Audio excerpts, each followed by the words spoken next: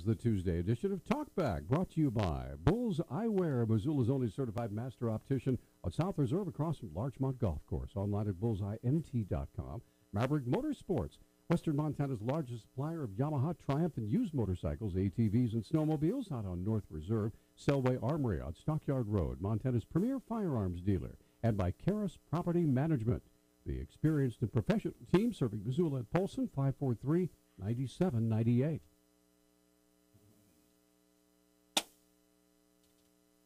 All right, welcome, everybody. It's going to be a great show today. We have great guests, including congressional candidate Greg Gianforte. Joining us on the phone. Greg, good morning, sir.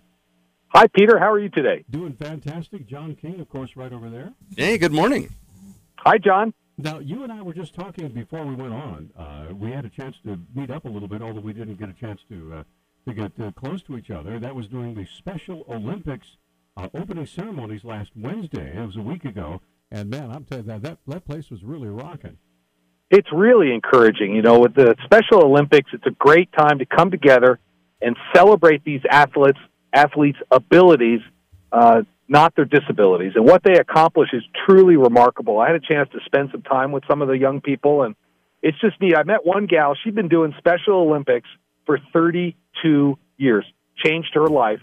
And we've been big supporters. When the games came to Bozeman, our company, Right Now Technologies, we were the primary sponsor for 3 years, and our employees gave of their own time to serve as referees and cooks and just helpers, and it was really a privilege to serve these talented athletes. Yeah, we had them for 3 years, and I was privileged to be the master of ceremonies all 3 years, and now it's headed over to Great Falls, so there you go. Mm-hmm. Is that why you're in Great Falls this morning, Greg? You like laying tent posts and things? Well, we're going to be down in the Bitterroot later today. We're going to be back down in Hamilton. We're doing the final swing. I don't know if you heard, but there's an election this Thursday, May 25th. Yeah, I heard about that. What? Yeah, it is this Thursday. It's an odd date. It's the Thursday before Memorial Day. Normally they're in November on a Tuesday, but because Ryan Zinke has become Secretary of Interior, that's an open seat for U.S. Congress, and so we're making our final push, travel in the state, encouraging people to get out and vote. Okay, there's something I've been dying to ask you, and that is, I want to get your personal reflection on the Missoulians article where they basically endorsed you. Are you there? Yep, I'm here. Oh, I just wanted to get your take on that. I think that was a surprise to many in Missoula. John was just saying that the Missoulian endorsed you, which actually brought some picketers out in front of their building after they made that announcement. I was really honored by that. I was able to, I was pleased to get the Missoulian endorsement, the Helena IR, the Billings Gazette, and even the chairman of the Crow Tribe, AJ Not Afraid, came out publicly in support of my candidacy. And I think that as I've spent time on all the reservations in the state and visited with folks in Missoula County and elsewhere, my proposition is pretty simple. I'm an electrical engineer. I'm a business guy. I've spent my life creating jobs here in Montana, and I think people realize we need common sense business experience back in Washington, D.C. I had the great pleasure of Senator Steve Daines worked for me for 12 years, so we've been in the trenches together, and I just think that with him on the Senate side and the potential of me on the House side, Ryan Zinke as Secretary of Interior, as a team, Montana can punch above its weight. And I'm not coming at this with any particular ideology. I just want to be a voice for every Montanan back in D.C. to make sure we can preserve our precious way of life here. Yesterday during the Talkback show, we had a caller that was really upset about your campaign for one particular issue. And I think it's an interesting thing to match up with your background as an electrical engineer. He felt that you are an anti-science candidate and that you would be a threat to public education. And obviously this is something you've had to deal with through this campaign. How do you respond to charges like that? Well, I would point to my actions. I mean, we've worked hard to get computer science into all of the high schools in the state because I have this radical idea that computers are here to stay and that maybe we should be training our young people to be masters of the machine so they can control their destiny. We funded lecturers at University of Montana right there in Missoula in computer science. We've helped the school in Bozeman, MSU, with their computer science program. I'm a scientist, and we also need very strong public schools. I am a supporter of parental choice in education. I think that's a good thing. But I will say, in this federal role, I don't think the federal government should have much say in education. I think better decisions are made at the local school board level and at the state level.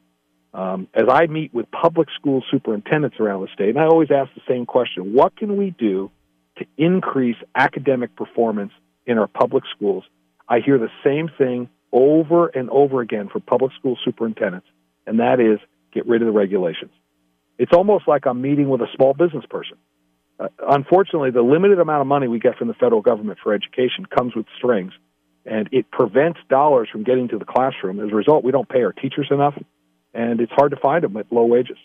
Now, obviously, you are a veteran now of campaigning in Montana. You did the gubernatorial campaign, and now you're doing a House campaign. And I guess my biggest question was, what does it seem different to you this time around as an outsider watching everything? You know, it wasn't like the vice president was showing up for the last big campaign, and we didn't have, Bernie Sanders coming in for your opponent or anything like that. But now we have all these high-profile candidates coming in for this U.S. House race. It seems quite a bit different in tenor to me. How does it feel to you? Well, there were a lot of other elections going on last fall. We have the spotlight across all of America right now. This is the only election going on, and we've seen a lot of attention nationally. And this is part of the question that Montanans have to answer. I think we have a unique opportunity with Donald Trump in the presidency, a Republican-controlled House and Senate, to really affect positive change for Montanans. And the question Montanans have to decide is: do we want to send somebody back to Washington, D.C., who's spent his life creating jobs here, will work with President Trump on behalf of Montana, or someone who's clearly said they will work in opposition of President Trump? And for my part, I've been building relationships. I was very honored to have Vice President Pence come to Billings, Donald Trump Jr. come out for eight separate events in Montana. I've been building those relationships so that when I take the issues that matter to Montanans back there, I'll have the ear of the administration so we can actually move the ball forward. Are we going to move it forward, or are we going to work in opposition to everything going on in Washington? Tell you what, Greg, we're up against our first break. We have 3 lines open. If you want to visit with Greg Gianforte, you have a question, the lines are open. 721-1290 is our number. I had the opportunity to cover the Sanders-Quist rally at the Adams Center, Greg. So I'd like to share some of that with you when we get back. I'm sure you probably already know all about it, but we're going to come right back in a moment.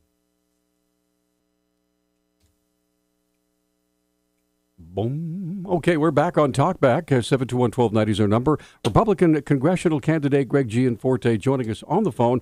I'd love to have your calls if you have a question or comment. But I just want to tell you, Greg, I did have a chance to go to the rally on Saturday, actually early Saturday morning, about 10 o'clock, with Bernie Sanders and Mr. Quist.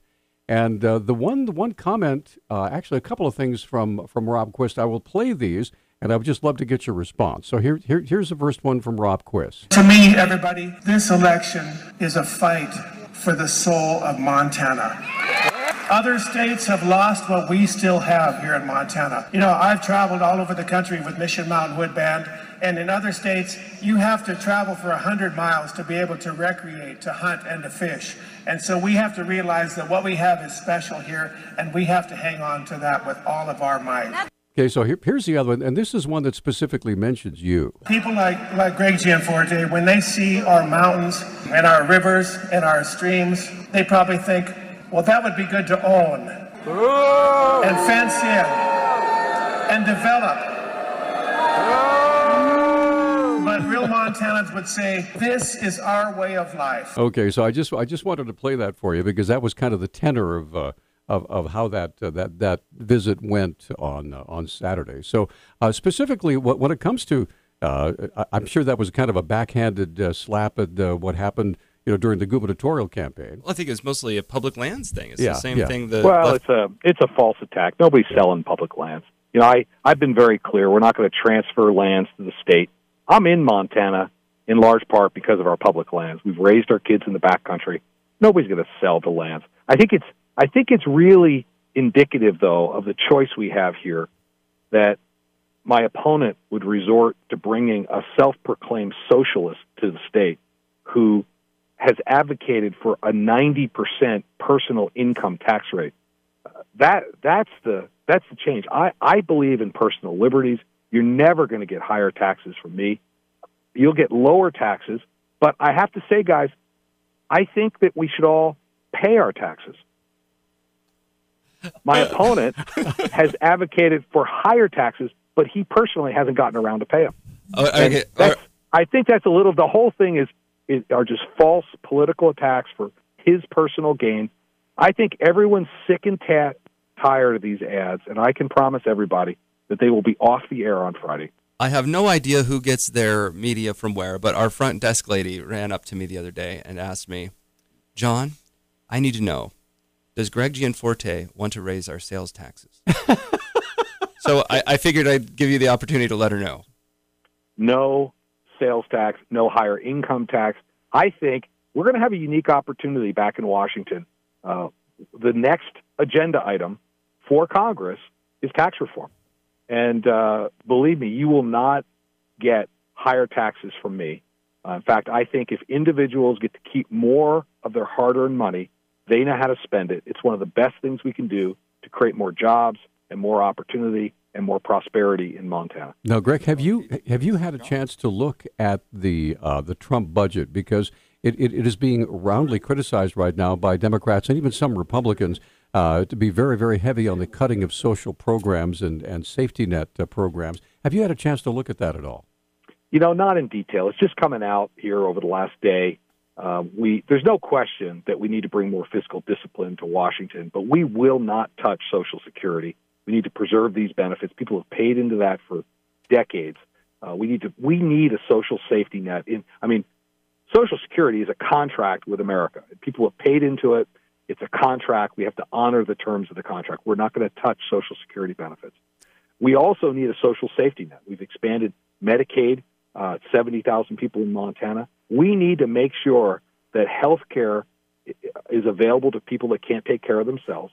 And we need to make sure that health care is affordable overall. And that's why we got into this whole health care mess because someone famously said we need to pass Obamacare to find out what's in it. And my commitment, being an engineer, I like to collect the data and then make a reasoned decision. We don't even have CBO data yet on this new House proposal. That's why I said I'd vote against it. And I'll be really clear. I do believe we need to repeal and replace Obamacare. But specifically what we need to do is look for a replacement that protects people with pre-existing conditions, lowers premiums, and preserves rural access. If it doesn't do those three things, I won't vote for it. All right, we've got a question from one of our listeners. I'm sure their parents were very proud when they brought little social justice warriors out of the crib. But Social Justice Warriors asks, what is Greg going to do to help educate poor people and their families? How will he raise wages for low-skill workers who cannot earn a trade or afford school? What is he going to do to bring down housing costs for the poor? How will Greg help prove affordable health care to provide, I think is what they're working for here, health care to the poorest living in Montana? So a bunch of softballs here, Greg. How are you going to help poor people and those that don't have jobs, et cetera?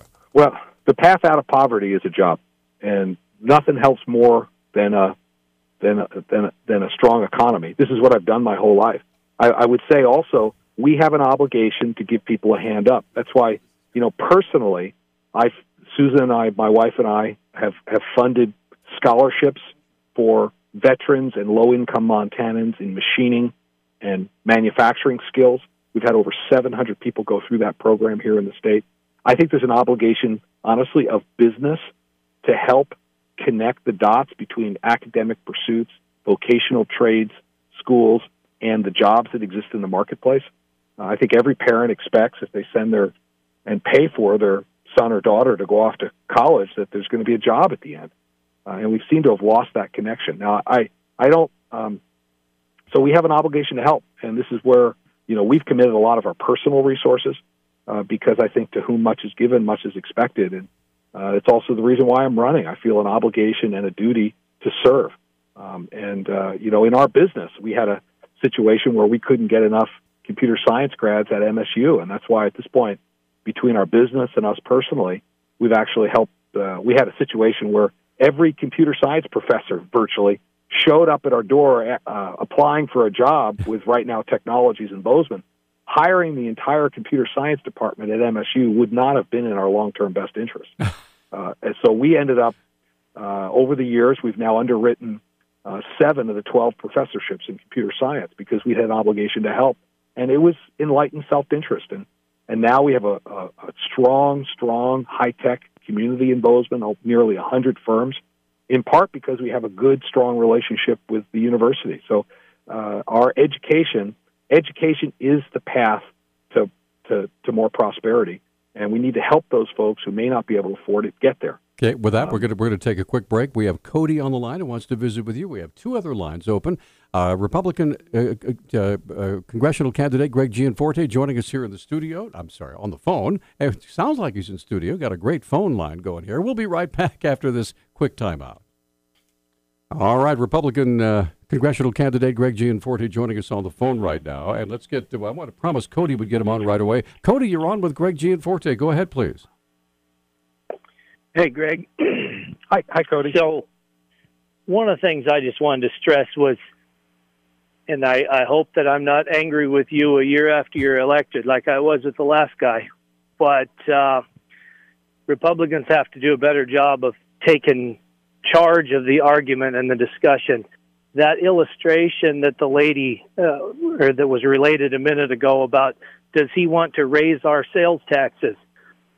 Goodness gracious, we don't even have one in Montana. So that's how much in control of the dialogue the Democrats are. And somehow we have to get back in control of facts, not just Democrat facts and Republican facts, but actual facts.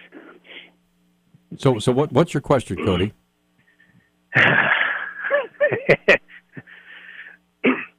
I'm basically looking for assurances that Greg's not going to act like Paul Ryan, because as far as I can tell, Paul Ryan and the moderates are the biggest obstacle that we have to trying to correct the country right now. Okay, let's let him respond to that. So what do you think, Greg? So Cody, I appreciate it. I think something happens. You go back to D.C., you drink the water, and all of a sudden you just like slither into the swamp. So there's a couple of things I've committed to do. First, I'm not going to move to D.C. If I have the honor of serving in this position, I'm going to commute. So I'll be back here in Montana most weekends. And Congress serves about 3 out of 4 weeks. That 4th week, I will travel the state. I've committed to get to every county every year and make sure that I'm spending time with folks, understanding what the issues are on the front line. I was just with a gentleman up here in Great Falls today, and he's talking about the grizzly bear issues up on the Rocky Mountain front. And, these people can't even go out at night anymore. We need to delist the grizzly bear and get control of that population back under FWP here in the state, not by bureaucrats in Washington. And that's a sensitive issue because people can't even go out at night.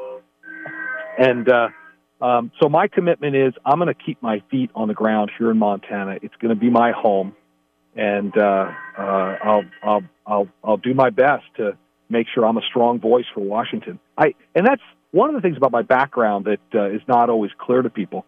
Although I'm a techie, I'm an electrical engineer. We built our business in Bozeman, created 500 jobs there. I've spent the bulk of my career negotiating contracts. We did about 1,000 agreements every 90 days at Right Now Technologies, many of them over $1 million. And I want to take that engineering background, ability to do math, and ability to negotiate back to D.C. to get a better deal for Montana. So that's my commitment to you. A quick question from Elena. She says, what is the sole purpose of government, the reason we the people created it? So, I think federal government exists for 4 reasons. 1, national defense. Secondly, make and enforce the laws. We don't want people to steal stuff, and we need police force to do that. Thirdly, infrastructure. And finally, for a social safety net. Ultimately, government exists to protect the personal liberties of the individual Americans. And with that, that's a perfect jumping off point. We need to take our hard break here at the top of the hour. But Greg has agreed to be with us until 9:15 this morning. So if you have a question, write it down and give us a call. We'll put you right in the queue after we get back from our top of the hour break. Our number is 721-1290. Back with more with Greg Gianforte after the top of the rejoining us now for another few minutes is Greg Gianforte, Republican congressional candidate. And Greg, the phone lines are full, so we owe you another all-star T-shirt here. So okay, thank you, Peter and John. Let's get Mark on the line. Mark, you're on with Greg Gianforte. Go ahead. Hello, Mr. Gianforte. I got a curveball coming your way, if you don't mind. Okay, I'll step up to the plate. Okay. Our welfare state has been getting bigger and bigger every year. Do you have any thoughts about how to people on social assistance welfare, you have them, give something back to the system instead of just take? Like maybe they could help the city somehow. Okay, all right, so that's a good question. So what do you think, Greg? So first, I always go back. Whenever we have a hard problem, I go to the principle. And the core principle here is that we do need a social safety net to take care of people that can't take care of themselves. That being said, I think at times we confuse compassion with entitlement. And as I've spoken with small business owners, many of them have said they have workers that are on some kind of public assistance, and there are aspects of those public assistance programs which discourage work. I don't think that should be the case. For example, if someone works more than 20 hours per week, all their benefits go away. Well, I don't think a cliff-type benefit program makes a lot of sense. We should never have a disincentive in our public assistance programs for work. That would be one area I would look at. I think we need the social safety net, but there should not be disincentives to encourage people not to work. And if people are able to do something to give back in exchange for their services, we ought to encourage them to do that. Okay, let's get Tom on the line. Tom, you're up next. You're on with Greg Gianforte. Go ahead. Yeah, I'd like to know if your stance on public lands, supposedly protecting them, is what's left after you've advocated selling off public land. So what's left you're going to protect? Have you changed your position that you do not want to sell off public land? When did he make that position, sir? I believe 2007 through 2014 tax returns he gave to groups that were advocating the selling off of public lands. So if you give to a group, you automatically agree with everything that group stands for? When it's sell off public lands, you pretty much know what their intention is. Okay. Well, Tom, let's let him answer that. Thanks for the call. So what do you think, Greg? So I've never advocated for sale of public lands. And this is part of our way of life. Susan and I, we raised our kids hunting and hiking on public lands. I've taken many game animals on public lands: bear, elk, deer. I've had the great fortune. My son drew a sheep tag. I helped him fill that on public lands. We're not going to sell the public lands. This is just false rhetoric from the other side. It's part of our precious way of life. We're going to protect our public lands. Public lands are going to stay in public hands. All right, let's get Mike on the line. Mike, thanks for holding. You're on with Greg Gianforte. Go ahead. Hi, thanks for taking my call. Yes, Mr. Gianforte, when you win the election and go to Washington, D.C., if you see a Russian diplomat, could you actually thank him for his country's efforts to expose the criminality of Hillary Clinton and the DNC, of doing the job the propaganda media should have been doing? And don't trust the media. You can trust these two guys because they don't screen their calls. They take every loony bin that's out here, including me. Hey, you're highlighting things for us here. All right. Hey, thanks for your call, sir. Thank you. Thanks a lot. All right. So there you go. Not quite sure if you want to answer that one, Greg, but you're certainly welcome to if you want to. Well, my philosophy is, I think everybody, I found in business, growing a business, everybody is allowed a seat at the table, no matter what their views are, provided they are civil and they're respectful. When you have dissenting views at the table, you end up getting a better result. It tends to sharpen the result. And I look forward to working with folks, again, if we're pointing towards the right goal. And my goal is drain the swamp, make Washington more accountable, and protect our precious way of life here in Montana. Okay, this one might make you curl up and cry. This is a tough question. Kitty wants to know, real question of the hour, Grizz or Cats? I'm sorry, what is the question? Grizz or Cats? Oh, I will not lie. I'm a Bobcat. I know I'm in Grizz country here on the radio, but if the Grizz are playing anybody but the Bobcats, I'll root for the Grizz. But I've even worn a Grizz cap at Washington Stadium there. Wow! But they weren't playing the Bobcats. I'm just saying, I'm willing to root for the home team. Well, if the Bobcats are on the field with the Grizz, I'm going to be rooting for the Bobcats. I'm hip. Well, that's an honest statement. Thanks. So let's get Jerry on the line. Jerry, you've been waiting the longest. Go ahead, sir. Good morning, gentlemen. I'll try to make this quick. A while back, I contacted Congressman Zinke's office and Senator Daines' office about the problems with the VA here in Montana.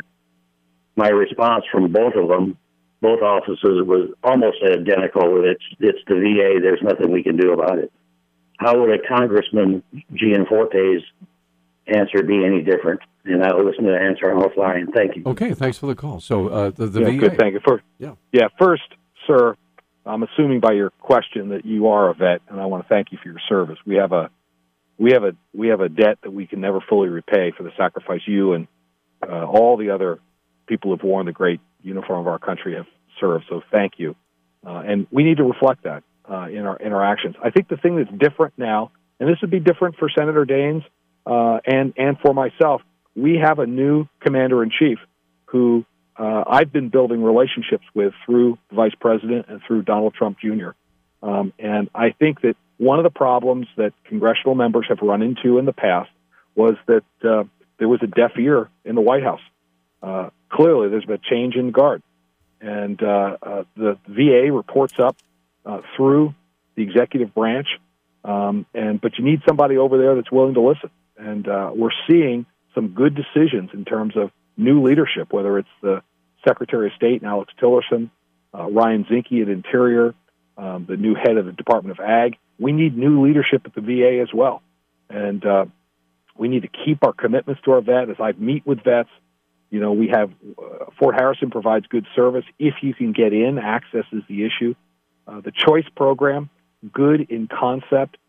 Execution has been poor. Doctors have not been getting paid, and it's very hard to get the approvals to get to see the doctor you want. That's a program we ought to expand on, and we ought to make sure the VA has the capacity to serve the vets and their needs. So I am going to establish an advisory council made up specifically of vets to deal with vet issues. I'm going to do that in a few other areas as well, because, again, I think that the bigger something gets, the farther you are from the truth. And I need to hear from individual vets about what the issues are so we can shine a light in dark places and hopefully start to fix this problem. Okay, let's get Bobby on the line. Bobby, you're on with Greg Gianforte. Good morning. Hi. Okay, two things. The Quist commercials, my head wants to explode when I hear them. And so the subjects would be land and health care. Two things Rob Quist says, that you want to sell off public lands, which I don't even know how you would even accomplish doing that, but he's running on that. The other one about land is he says the guy from New Jersey moved in here and started taking public lands and started putting up fences and signs to restrict you from fishing and hunting on your public lands. And I remember when you were on before and you discussed how the Forest Service or whoever drew up the property lines had it wrong and the access was a quarter of a mile from your property. And I'm sure that Mr. Quist has heard this, but he continues to lie about it. The next one is health care. And he said the latest commercial is everybody in Montana, half the people here have a pre-existing condition. And you're going to lose your health care because Rob Quist supports the new health care plan. I'm middle class. I have lost my health care because once it went over $36,000 a year, I can't afford it, and that's not a health care policy. So I'll take your response offline. Thank you. Okay, thanks. So you've already kind of touched on both those, so go ahead. Yeah, I have. I mean, these are just false attacks. I mean, my opponent is completely unencumbered by the truth. We never blocked anybody from stream access, and I think we've been through that. He knows it's false, and he's just perpetuating this lie to try and for political gain. And I've said clearly, my position on health care I do think the Affordable Care Act is anything but affordable. We've seen rates go up as high as 80% a single year. Yours, $36,000. I mean, who can afford that? It's not possible. Any repeal and replace, though, must protect people with pre-existing conditions. I must be able to guarantee to the people of Montana that it'll actually bring rates down. That's why I said I would not vote for this most recent House bill, because we don't even have the CBO data yet. And then finally, we've got to preserve rural access. There is a big gap between my opponent and me, but it's not on public lands issues. He is advocating for 100% government-run health care. All you got to do is look at some of the other government-run programs and know how that's going to work out. We can do much better. We need to. The other thing Obamacare did not do, it did not deal with some of the underlying health care costs, like prescription drug costs, malpractice insurance. There's no silver bullet here. It's a highly complex issue. That's why, I'm an engineer. I've been trained to solve hard problems. I have the added benefit. I mean, engineers have been we've been trained to do math as well, which is a skill that's not particularly prevalent back in Washington. And I've spent my life negotiating contracts, finding common ground on complex issues to the benefit of both parties. And I just would be honored if you'd consider voting for me so that I can take those skills back. And I'm running so Montana does have a strong voice. Right. And now, my commitment is I'll always be on Montana's side. It's right at 9:15. Can you take one more call? Sure. Okay. All right, Marilyn, you're the last caller. Go ahead. Okay. Good morning. So, Greg, you're a man of faith, and that's one of the main reasons why I'm voting for you. And I hope, I hope you wouldn't run from that, and maybe explain to people how, the founding of America was by men of faith, and we wouldn't be the great country today and the giving country that we are if we were the majority people of faith. So, faith brings integrity, honesty, good character, less corruption. So maybe address the faith issue a little bit. Thanks, sure. Well, I am a Christian, and it's it's an important. My faith is very important to me in my life. I want to be clear to people out there that I'm not running to force my views on anyone. Our First Amendment's very clear. It says that everyone gets to believe whatever they want. That's what freedom of religion is. But it does influence me. I mean, I'm running because my faith tells me I have a stewardship obligation to serve others. I think the purpose of work is to serve others. It also gives me compassion for the least among us. This is why we need a social safety net in our country, and why I would always make sure we make accommodation for those amongst us who can't take care of themselves. This is an obligation that we've accepted as a society. So, with me, what you see is what you get. And my wife and I have just been, we've prospered here. We've raised our family here. We've built our business here in Montana. I'm a person of faith. I'm a person of science, and I'm a business guy. And I just feel a deep sense of obligation and duty to serve this great state so we can preserve this American dream that our forefathers gave us, of a constitution that preserves individual freedoms and liberties. Well, Greg, so that we don't lose the American dream. We have taken you a couple of minutes past the deadline, and we appreciate the extra time, and thanks for being with us, and we'll see what happens on Thursday. Get out and vote Thursday, May 25th. All right. Thanks so much, Greg.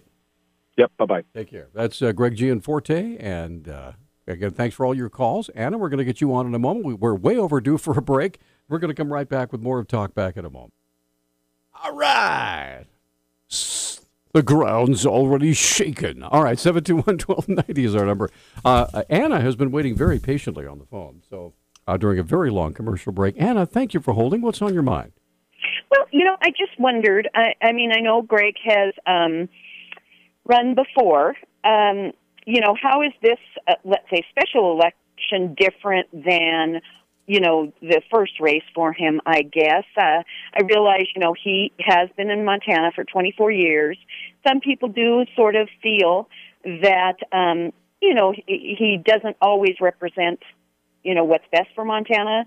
We are a little concerned about the public lands. I kind of wanted to get his stance on, let's say like right now, Zinke is looking at all these national monuments and stuff, and I think they're looking to maybe, I don't know, take away the national monument status. What would that mean if they took it away, and why do you fear change? Well, I don't understand why they would. And I want to maybe know why Greg, or if Greg agrees with, let's say. Well, I don't know what Greg thinks about it. I don't know what Greg thinks about it, but I can tell you what the other side of the argument on getting rid of those places would mean, and why a lot of people are advocating for it. Okay. So some of the people that want to have a review over the way that these national monuments are created feel that it gives too much power to the executive branch. So when a president, and this has grown rapidly in its use since Bill Clinton, and actually even before, just slightly, where a president can basically just take part of a state without any oversight from the legislature and cut it off and make a public monument. This is not really, there's not a check or a balance to that power. There's no review process. It's just a president saying, this is now a monument. Like he waves his magic basically, wand. Boom, and for for those states, then, and some of these states, there are monuments where they're much more controversial. Some of these monuments are small. So the current review process that Zinke's going through is only for the larger monuments. So, you know, like, I guess, wow, they have an extra stick in the mud over here, a national monument that's, 10 acres or something. But the larger monuments, right, this is taking away from a state's ability, perhaps, to generate travel revenue, for resources, grazing, for grazing, for mining, for exploration, for timber, anything. And the state never had a say in it. Right. And so that's why some people see it. Why would you want to mine in a place that has a national monument? Well, he said graze. Well, grazing is a renewable resource. I said grazing, and I also said mining. In case, for the ones that were just recently established, perhaps there had been mining in the past, and people said, well, we don't want that to be in that area, so let's make it a national monument. But we don't want that to be in that area. I come from a mining town, Butte, Montana, where we're the largest superfund in the country. You're exactly our town. You're exactly right. When it comes to mining, most people would find mining to be an abuse of the site and not its highest and best use. But you have to understand also that by making a national monument, you use a whole bunch of different uses off the table, including grazing is a great example. And you take away the state's power to use that property. The states generally have lots of other places that those things can be done. I don't think we should be concentrating on things like national monuments. I mean, it just seems like such an issue. Like, for instance, I kind of want to know, too, why Greg, let's say, said one thing to D.C. lobbyists about AHCA, and then another to his audiences that were listening. He seems to have two different stances on this particular issue, and that's kind of concerning for me, especially. Okay, well, we got Election Day coming up, so you can make your choice. And I would say, even if you don't like mining, isn't it up to the people in the state and democracy to decide what the highest and best use for a piece of land is? Not necessarily one guy in Washington, D.C. Oh, my goodness. Really? Yeah, really. What? Okay, all right, listen, we've got... Look, if you want powerful tyrants in Washington, have them. I would rather not. We have three other... Oh, my goodness. Tyrants in Washington? If you give one man or one woman... right now. Listen. He's silencing the press. Hey, by the way, I am not a Trump supporter. I've opposed Trump all the way through his election cycle. So when it comes to powerful people in Washington, I disagree with putting too much power in the presidency. And I think that both Obama and President Trump are exemplary uses and abuses of those powers. Oh, my goodness. Okay, we have to run. Thank you. All right. Appreciate your call. You get to make your choice like everybody else does on Thursday. So there you go. We have time for another caller. Let's get, because we have Susan Campbell Reneau waiting to talk with us at 9:30. So let's get Kurt. You're up first. Hi, go ahead. Good morning. Is this Kurt? I'm not sure who line. Try the next line. Okay, so let's move on to. I believe this is Eric. Eric, you're on Talkback. Go ahead, please. Yeah, I think it's a question of authority concerning your last caller. The president is not authorized to make edicts from on high that the rest of us must follow. And, this goes to Mr. Gianforte as well. He said he believes in a social safety net, and then he mentions the Constitution in the same breath. And I'd like to know where in the Constitution it's authorized, and that's rhetorical on my part, because it isn't. There is no social safety net authorized in the Constitution. So, it's everybody's doing what they like and what seems right in their own eyes. And I would remind Mr. Gianforte that he's swearing an oath to God to uphold the Constitution. There it is. All right. Thanks, Eric. Kevin, you're on Talkback. Go ahead, please. Well, I guess it just goes to show you, after listening to that gal, the absence of civics in school as far as what constitutional rights we have as a government, and why public lands or state lands were set up for the use for the states to show value and in order to increase the value to communities. So it's just a lack of education out there, or too much of education that doesn't teach the true what our constitutional rules are, and the separations, the power separations of the state. Just interesting what you hear. Okay. Thanks for the call.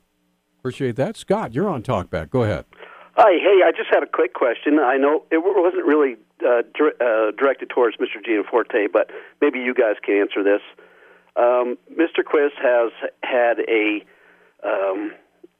push on the college campuses to get the vote out, and I understand that. I want everybody to have their vote, but I wonder, is there any mechanism to find out if our college campuses and the people there are voting in a singular state, or if they are voting in two states, where they came from and where they are going to school at? Because during the last election cycle, I heard two college kids talking in Missoula, and they were talking about how they were voting in Montana, but they were also voting in Washington. It's a really great question, and the answer is maybe.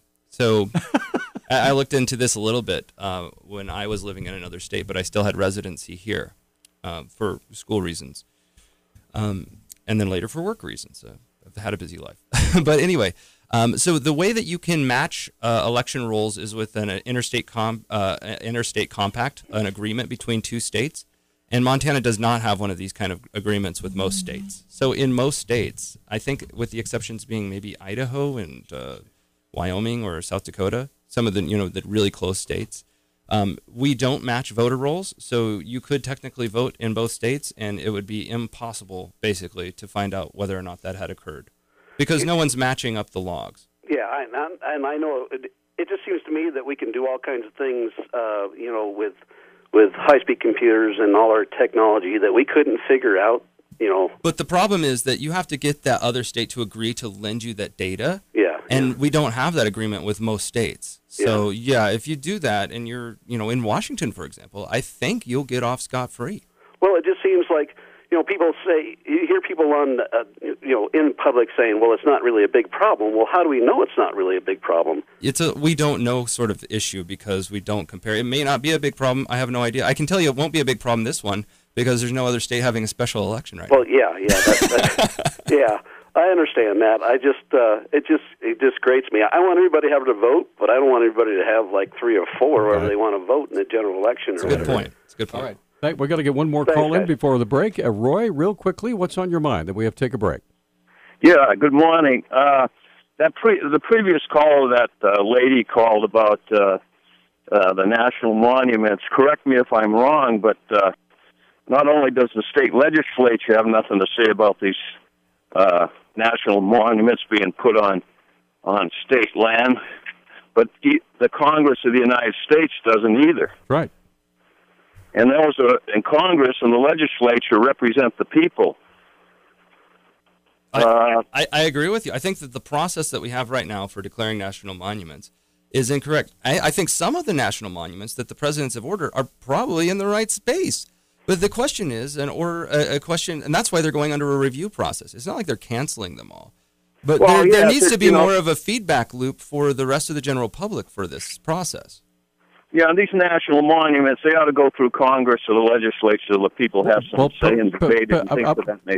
What I was going to say, Roy, perhaps it would, and thanks for your call, what would be even better, and then we promise we'll go to our break, what would be even better is if a national monument was proposed and the people of that state had a chance to respond like they do with environmental impact statements. Like maybe they make... like a public comment period of some sort. The Berkeley Pit could be the John National Monument. A shining, or the John and Peter a National shining Monument. light. Or should I say a glowing light? Sorry. No offense to the folks in Butte, but they don't need a whole lot of electricity there because it glows in the dark. Anyway, I know, it's terrible. We're going to come right back. Susan Campbell Reneau, one of our favorite people joining us here in studio. We'll talk about Memorial Day, what's going on, so you keep it right here. Hey, we're back. This is Talkback, 721-1290. Thank you for all your calls. But right now, one of our favorite people is joining us here in the studio, Susan Campbell Reneau. Hello. Hey, hello all. You Am I too loud? You look positively patriotic. And I brought my wreaths. Yes, you did. My red, white, and blue. Yeah. If all our listeners could gaze deeply into their radios, they would be dazzled by the red, white, and blue. The kaleidoscope of red, white, and blue. Yeah. So what's going on Memorial Day? And I know that a little bit of a departure this year because in the past, you and the folks at the United Veterans Council have made this really sometimes even ornate, almost a full day of memorials and speeches and trumpets and bagpipes and all that. And so how is that changing this year? Well, last year we started the tradition of doing just the wreath presentations because we have honor and color guards that are from World War II and Korea. And even our Vietnam veterans are now in their 70s. So we have had to cut back on the hoopla. And so we are doing, actually, it still takes us 5.5 hours to do the wreath presentations. And we start on Monday, May 29th. Mm-hmm. And we're going to go from the VFW Hall at 245 West Main Street, which is right across the street from KECI Television, right downtown.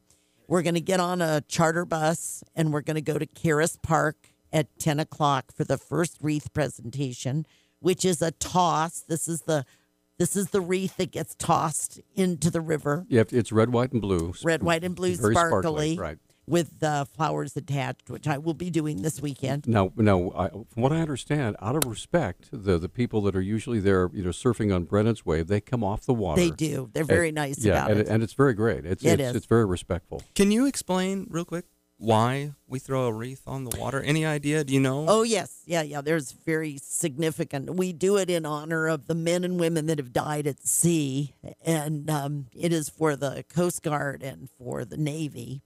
And for that matter, anybody in military service that's died at sea, including any astronauts or anybody that's died at sea. And so we do, so we do a wreath, and we try to get a Navy wife or mother, preferably a mother, to carry the wreath. We've had difficulty in recent years in finding someone that would do it, but that's okay. We have a symbolic mother that carries it. And so we start at Caris Park at 10 a.m. and we encourage the public to be there. I think your own Peter Christian will be there at 10. And then we get on a bus and we're going to go to the Missoula Courthouse where we do a flag dedication at approximately 10:30. And we're going to do the 21-gun salute, which is technically called the 3 volley, where we do shooting. So the 7 guys shooting off the guns 3 times, yeah, right? 3 times. At the county courthouse. At the county courthouse. And then we're going to be placing a wreath and buckets of flowers donated by Benson Farms at the Doughboy statue, which was dedicated in 1927. So this is the 90th. What was originally known as Armistice Day, right? Armistice Day. Right. And this is actually the 90th celebration of Memorial Day in Missoula. Well, since you brought up the old names for these holidays, we do have a call from Garth Campbell. Good, by the way. Oh, cool. And Garth has a recommendation for the title for Memorial Day. All right, let's. So Garth, you're on with Susan Campbell Reneau. Hi. Yeah. Good morning, and I understand on television on Fox that the statistics in this country now are that very few people are doing anything about decorating graves anymore for veterans or anything, except people like Susan and other patriotic people. But I wish they, and this is what this push was on TV, put the name back to what it originally was. It was when I was born. Decoration Day meant decorating the grave, and people with this memorial are just forgetting it, except for, as I say, some people. That's all I had to say. Put it back to Decoration Day, and that's what it meant. All right. Thanks, Garth. So what do you think about that? Well, we actually do a lot of decorating of graves. In fact, the beautiful cemetery on Mullen Road does Sunset Memorial, does beautiful decorations. All the decorations are out. And one of the schoolgirls at Big Sky High School did a Avenue of Flags a few years ago at the Western Montana State Veterans Cemetery, and that's all decked out. We do so many beautiful things around town. Actually, Missoula is very patriotic. We do a lot of beautiful things. We'll tell you what, we're going to take a break, and we have folks that want to visit with you about this. Oh, cool. I want to make sure we mention where all we're going You because bet. we do have approximate times. Okay, so we'll be right back. We'll cover that in a moment. Okay, we are back on Talkback. Susan Campbell, Reneau. Before we get to Jerry and Mark, I want you to go kind of run through the lineup. What's going on? In the past, we've had wonderful groups of people follow us, and I encourage people to come to the VFW for breakfast. We encourage people to make donations. The VFW Auxiliary is going to be making breakfast, led by Faye Bobbitt, and we are going to be doing breakfast starting at 7 in the morning at 245 West Main Street. And veterans technically are free, but we would love to have donations. The beach transportation donates a bus for all of the honor and color guards, and we're going to have Knights of Columbus, VFW Post 209, American Legion Post 27, and the Civil Air Patrol all on the bus, plus the United States of Hope is going to be having people there who are singing the Star Spangled Banner and also providing prayers. So let's hit the schedule real quick. We are doing... We last Harris left off at the Doughboy statue. Okay, Doughboy statue is at about 10:30. Okay. Then we're going to do Fort Missoula Military Cemetery at about 11 o'clock in the morning. Western Montana State Veterans Cemetery. That's a big one. We've got 7 wreath presentations there. That will be at approximately 11:30 a.m. Sunset Memorial, we are going to be there at approximately noonish until 1 because we are going to stop for a break. And we're also going to dedicate a flag there. And then Missoula City Cemetery at approximately 1:30. St. Mary's Annex Cemetery near the city dump. It's out by the interstate at approximately 1:45 p.m. St. Mary's Catholic Cemetery, 2 p.m. Rose Memorial Park, or whatever they call it, at 2:30 p.m.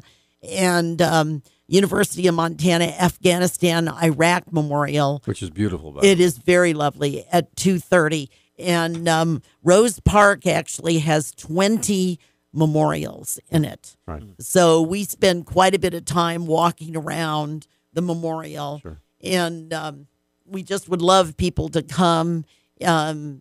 Our honor and color guards stay with us the whole day, and it takes 5.5 hours to place 36 wreaths. All right, let's long time. Let's continue on. Jerry, you're on with Susan Campbell Reneau. Hi. Good morning. What's Good up? morning. A retired military and a disabled veteran. I just like to take a minute of your airtime to pass along a very, very heartfelt thank you to Susan for everything you do for our veterans. Well, I appreciate it. I mean, I thank you. I thank you for what you did. My father was a 26-year Marine, and I do it for my dad. And no one else could fill out this patriotic outfit like Susan Campbell Reneau. I got to tell you that. All right. Okay. Thanks for the call, Jerry. Bye. Appreciate it, man. And thanks for your service. All right, Mark, you're on Talkback. Oh, hi. Hi. Hey, Susan. I had an uncle died last month. He's from Jersey. I met him once at a family reunion back in the early 80s.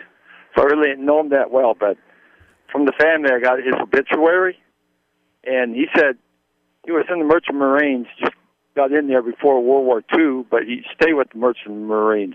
Yes.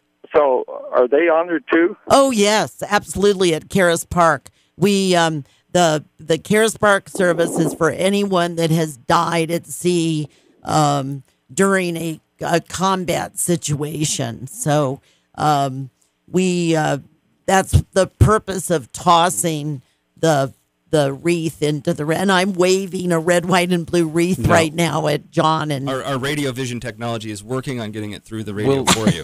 Will the helicopter come in circle? No, we're not doing helicopters anymore. Gotcha. Okay. Thank you for the great information, Susan. You bet. Bye. Please Thanks come. for the call. You know, a lot of people might listen to our conversation this morning and hear, starting at here, and we're going to here, and then we're going to here, and then we're going to here, and they're like, why are we going to so many different places? Why don't we just have one big service? Yeah. And I wanted to get your response, because I know we're famous for having so many services. I think we won like a national award or something one year, right? Well, it was never an award, but we were recognized by the American Legion. We actually have the most services in the United States. We talked about this. The United Veterans Council puts this on and has been doing it since the Korean War. And I'm not that old, although I'm feeling it. But anyway, Peter recalls.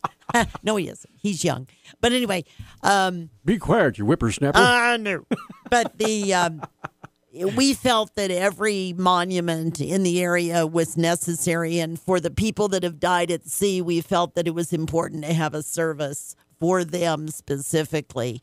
And so we do this because everybody needs to be recognized, and it is a task that the Honor and Color Guards take very seriously. My father was a basket case on Memorial Day. Memorial Day is not Veterans Day. Veterans Day is a celebration. Everybody gets all whoop-de-doop-de and joyful. Memorial Day actually is a funeral. Very somber. It's very somber. And my father lost a very dear friend. If I had been a little boy, I would have been named Peter because of his friend that died at the Battle of Iwo Jima. And so Memorial Day is something that is a very important service that we do to help veterans cope with the loss of friends and buddies. If you want to get in the mood for Memorial Day, yes, and I'm not saying this in any way, in a trite way, you should go see the movie Hacksaw Ridge. And, is it? And you will understand the sacrifices that our military people have made to keep us free. And it's a wonderful story, bravery. That man actually was here in Missoula several years ago talking about his experience. And so, we romanticize war a lot. Yeah. And that's a shame, because it is.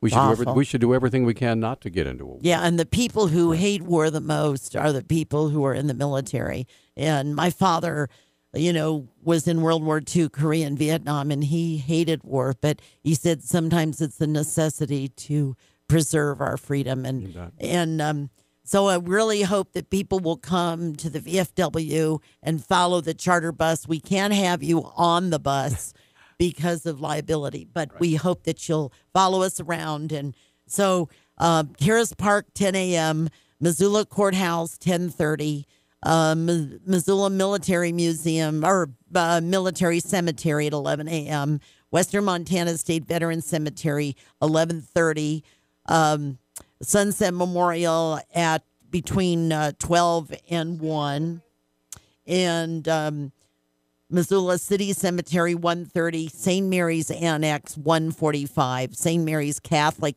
Cemetery, 2 p.m., Rose Park, about 2:30, and University of Montana, Afghanistan, Iraq, near the Oval at 3:30. If anybody wants the list, email me at Blue Mountain, all one word, lowercase spelled out, bluemountain@montana.com.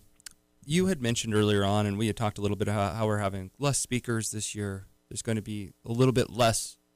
And I guess my question is, for you, as someone who's dedicated many years of your life to this, where do you think we'll be in 10 or 20 years? Well, the problem we have is aging veterans, and we are very cognizant of how long it takes to place 36 wreaths, and I've had some pretty serious health issues myself, and I've been at Harborview back and forth, I don't know how many times, and we also have wonderful. In fact, we have one guy that just came out of the hospital and told me he was going to be there for Memorial Day. And I'm going, oh, my goodness. Yeah. You know, we're really worried about him. So who knows? We hope that our Iraq and Afghanistan veterans pick up the ball because we need to have it continue. And we got to go. I know you Gotta take do. a break. But, thank you so much. It's always a delight and a pleasure and a privilege to have you here. Well, thank you. And Semper Fi, do or die. Well, you know, we always thank people for their service in the military, but I would like to personally thank you for your service to our military thank you. and the veterans. You do a great work. I appreciate Very doing it. very much beloved lady. We'll be right back. Take care. Oh, yeah, one of my favorite groups from the 70s. And John's going, when was that? That's the Grassroots, in case you're wondering. 11 years before I was born. Yeah, there you go. Exactly when the 70s. 721-1290 is our number, 1-800-568-5309. I was spinning records, baby.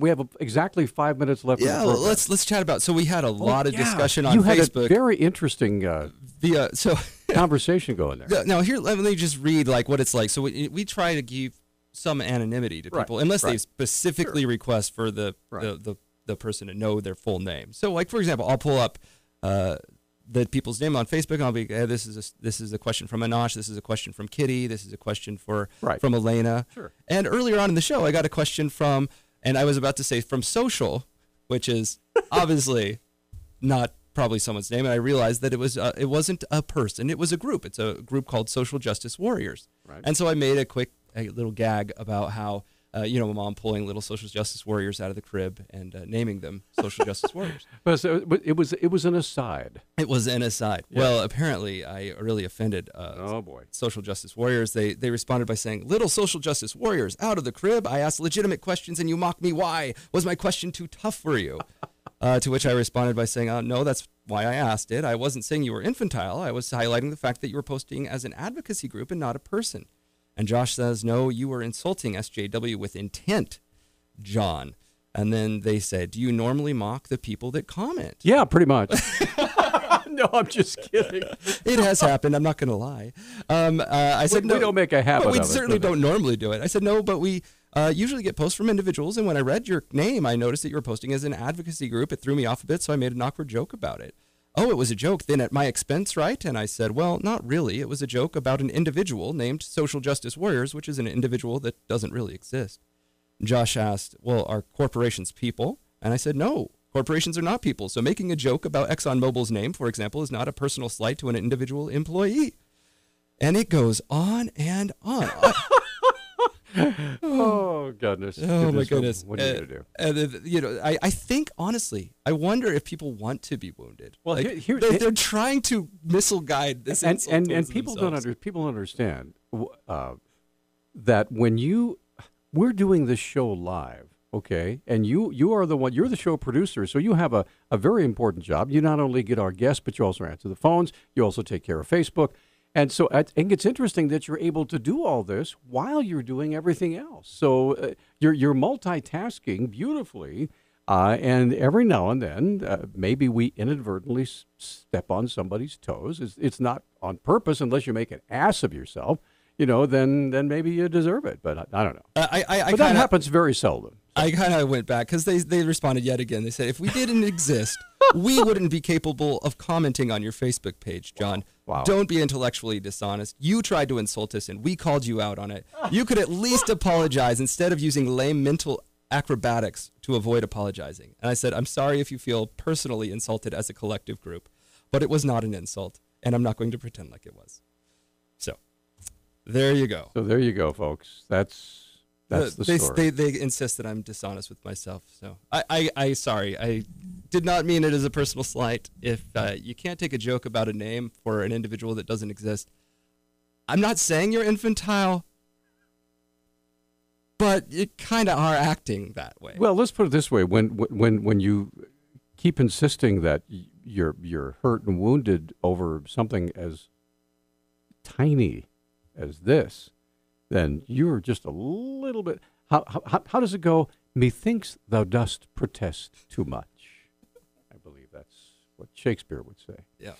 Anyway, I think that was Shakespeare, unless it was like Mad Magazine or something like that. I don't know. With all the collective history you've gathered, it could be anywhere on the yeah, timeline, thank you right? very much. Yeah, exactly. As Krog the Barbarian. Krog? He was my best friend in high school. How did you know? Anyway, yeah, John likes to make great expense of mine. Krog was a good guy when he wasn't killing people. Of my age, killing and eating dinosaurs. Ray, go ahead. You're on Talkback. Go ahead. Yeah. Is this Ray or Roy? Oh, yeah. Okay, yeah. This Go ahead, is Roy. Being a member of the NRA, I got some recent information on the candidates running for Congress. Bob Quist got an F. That's the lowest grade you can get from the National Rifle Association. Greg Gianforte got a AQ. The Q meaning that since he hasn't held public office, so he doesn't have a voting record. So I thought that might be interesting. Some of the listeners, as far as I think that's been in almost every Gianforte ad that the National Rifle Association has given him a high rating. So. Oh, okay. All right. Well, Roy, we got to we got to go. We're almost out of time. But thanks so much for your call. Thank you. All right. Take care, sir. Have a good day. Now, coming up on tomorrow's fabulous radio program, it's the Montana World Affairs Council on the radio, right? Yeah, we'll be speaking with Dominic Thomas tomorrow. All right. So I want to thank everybody for your calls. Thank you so much to Susan Campbell Reneau and to Greg Gianforte for being with us. And Social Justice Warriors, we'd love to have you call in, 721-1290 sometime. Absolutely. You can call right now if you'd like. Have a great day, everybody.